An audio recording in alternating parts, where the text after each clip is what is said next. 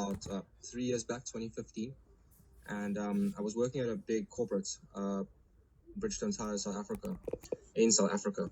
And initially we all thought, you think this technology isn't around in like a third world country like mine, that's really far away. But in fact, after getting targeted from resigning, I realized that there were quite a lot of targeted individuals in my country, in my town, and some of them had Faraday cages built around their beds and everything. They were quite educated in South Africa, so we have to catch up to first world and whatnot. So we try our best. But anyways, when this started happening, I realized people were stalking me, and my friends started behaving strangely around me, and I started receiving strange emotions. I never did any drugs or any sort of thing. I didn't do anything malicious in my company. I was just one of the better developers. And when I resigned, some sort of top employment didn't like that. So initially, what my friend told me, and I'm talking about physical people in my real life, not some magical bullshit that everyone's on about. Initially, when my friends told me that I was being privately investigated for possibly being involved in the Chinese mafia, or they use whatever excuse they can to with their authority to come into your families and your friends and whatnot and say we've got a reason to investigate for some kind or other reason. So I got warning, and that got my friends into a lot of trouble in some way. And my friends' parents also did the same. They also warned me, and they told me you got to get out of here. And they personally told me, these parents who are software developers as well, and they're millionaires and they work at banks. They personally told me that they think it's mafia and all that stuff, and they think that you're mafia, and there was this big mess. And I got gang stalked everywhere. I had friends who were asked to partake, and they even admitted it to me later on.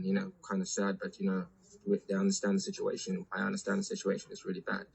So what is actually happening is they sent a big government sort of force, and they do this quite often. It's called gang stalking. It's all around the world, and while they do this, there's social engineering on the ground, with these police going to your friends and getting them to stalk you. They hit you with something called V2K, you and all your friends, and this is basically two-way telepathy. It was found in World War II. There's proper documents on it and everything, and it's literally you have a part of the brain that can be sensitized to electromagnetic waves. It also modulates these waves so that you receive the information sent on it to you. So they figured out how to slot people onto different bandwidths so that they can communicate with them. And then initially they did that to me, and I got attacked by all sorts of horrendous psychological attacks. I had to run from run from South Africa to Hong Kong. In Hong Kong, they stopped attacking me, but then Hong Kong redirected it to England, and England came and attacked me because I'm British. So they literally said, you're not a South African citizen. Why are the South Africans targeting you? You're not allowed to come here, South Africa. They went to UK. UK came, and I got tortured by UK, and then that's where I learned everything. I learned everything through the UK MI6 telepathic connection. And it ruined my life. It's destroyed my life, and I've been tortured for about three years in total now.